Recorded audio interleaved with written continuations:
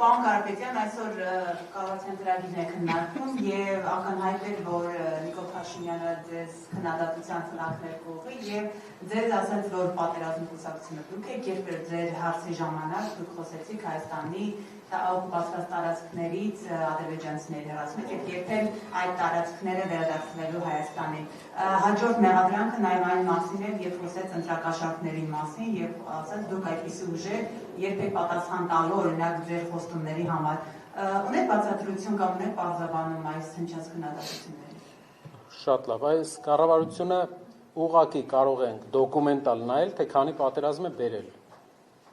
3 մեծ պատերազմ է բերել։ Եռա պատերազմի կուսակցություն է, քաղաքացիական պայմանագիր կուսակցությունը, եռա պատերազմի կուսակցություն։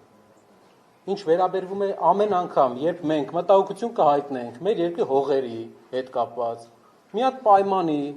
որ ուզում ենք, որ ինչ որ պայման թուրքերի դրած, ադրբեջանցիների դրած, չենք ուզում, որ մեր երկիրը անի, եթե պետք է հելնեն ասեն պատերազմի կուսակցություն, լրիվ կկվի հեքիաթնա, որ բանը ձագերին հերթով տանում են։ Մեր հարցը այսպիսինն է եւ այդ հարցը մշտական մենք բարձրացնելու ենք։ Որտեղ են մեր այն հողերը, որ դելիմիտացիայով պետք է հետ տրվեր։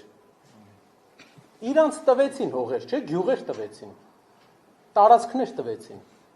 որտեղ են մեր հողերը, նույն տարածքի շարունակությունն է, ինչու չի վերադարձվել մեզ, կարող է Ադրբեջանը չի ուզում վերադարձնի, ուղղակի ինչքան հնարավոր շատ վերցնում է։ Սա է հիմնական խնդիրը, որ մենք պետք է հասկանանք, մեր հասարակությունն էլ պետք է հասկանա, խաղաղությունը, երբ մենք ասում ենք խոսույթները, գրեթե ամեն ինչում նույն են, բացի մի բանից։ Խաղաղության համաձայնագրի մասին հետ խաղաղության խոսույթը Փաշինյանը ներկայացնում է որպես պատմությունը ամեն դեպքում երկարաժամկետ խաղաղություն եկավ, խնդիրները լուծվեցին։ Ալիևը լրիվ ուրիշ բաներ է մեզ ասում։ Մեզ կապիտուլյացված երկիր է անվանում։ Ասում է ատոմակայանը կփակես։ Ու այսօր մենք ինչ լսեցինք, որ ատոմակայանի հետ կապված ասեց, որ դա վտանգավոր է։